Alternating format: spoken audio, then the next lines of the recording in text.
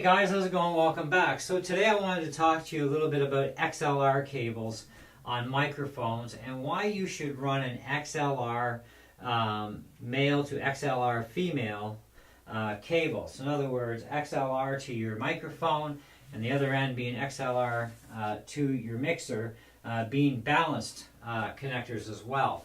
And the reason for that is output. Now, I'm running PGA 48 mics, one of which is miking up my Marshall amp.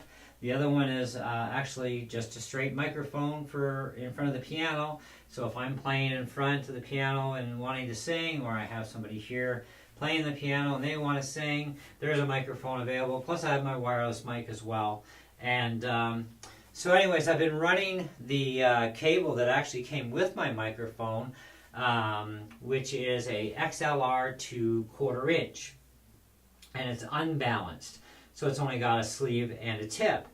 And you know, I got this XLR cable with my mixing board that I got a couple days ago, and it's like a 50-foot cord, and it's like, what the heck am I going to use that for? So I just threw it on the wall. But then tonight I thought, you know what, I want to try it out and see, you know, for myself, like, is it really worth going to XLR on both ends and going balanced, right?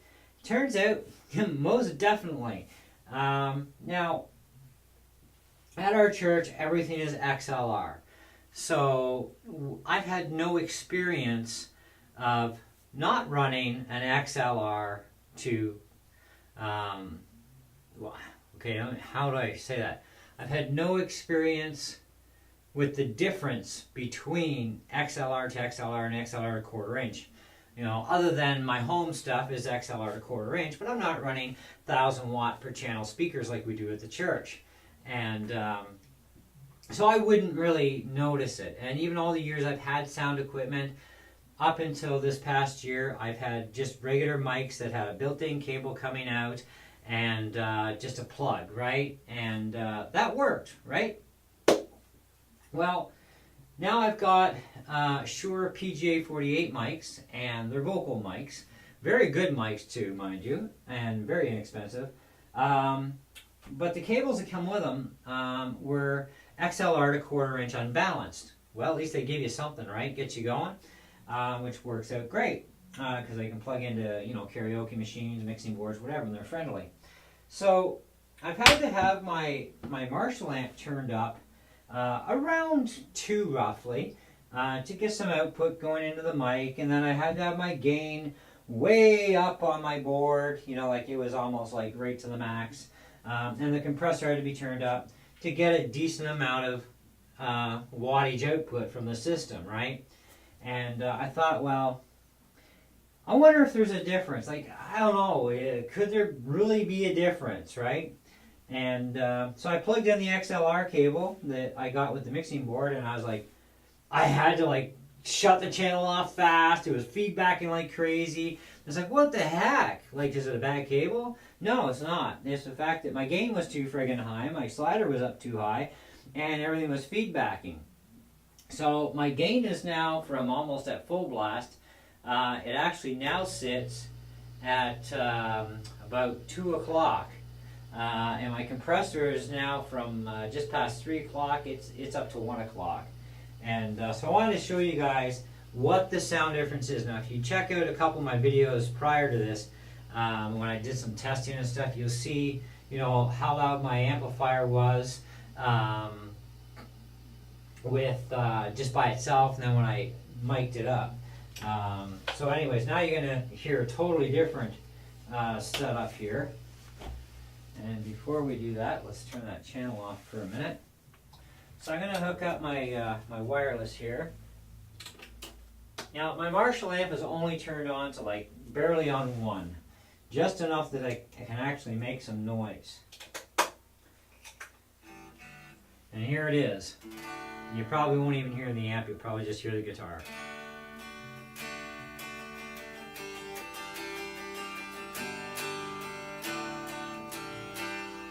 So let's turn the distortion pedal on.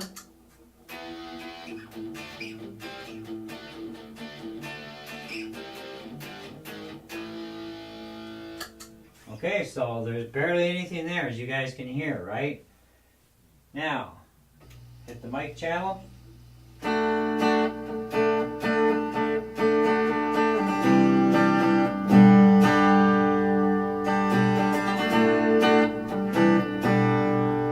the distortion.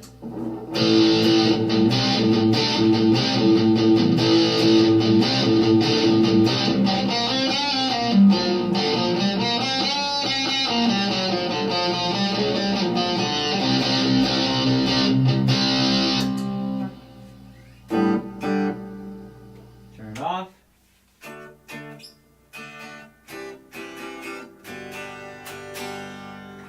Massive difference. So now I have a new experience in life and some more information for my brain to absorb. And that's it. Yes, XLR to XLR balance connectors on any microphone that has XLR is a good way to go, because then you're not going to overdrive stuff and you're not going to have to max stuff out and still not get enough output. You know, so now I don't have to have things hardly turned up at all. You know, even my amplifier, it's barely on 1, you know.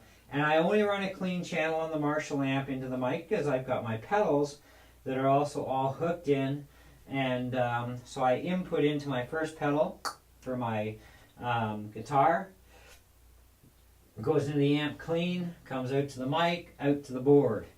Okay, now I'm going to show you my other microphone here. Now this is another PGA 48. Now this one still has its straight cable on it. Okay, and that's just only the one that came with it, and it's to a 1/4 inch jack. And I don't know how well you're going to see this, probably not very well, but that's the cable here. Okay, so let's turn this on. Check, check, check, check, check. Wow. Check, check, check, check, check. Reverb. There we go. Reverb. Okay, now my slider is actually at below the 10. So that'd be like 3.5 or 3 3/4 on a rotary dial. Okay, so what we're going to do here is I'm going to unplug this, and I'm going to plug right into the XLR cable here.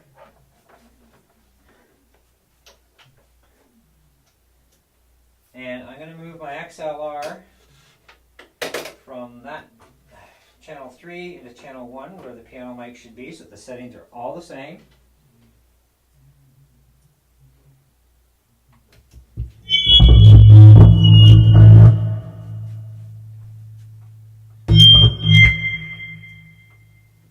That's what I mean. Now I am barely even touching my slider.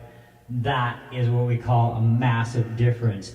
And I'm peaking my meters right up to, I can blow them to 10, plus 10. Boom! Oh, I just redlined it. Cool. So now I'd have to actually turn this gain down, and now I can turn things up more. Oh, yep, yep, yep. There we go. Boom, boom, chicka, mow, mow. Okay, so you've just seen it for yourself and witnessed for yourself the big screech too my wife got to hear earlier. And that is all that is just an XLR to XLR balance cable.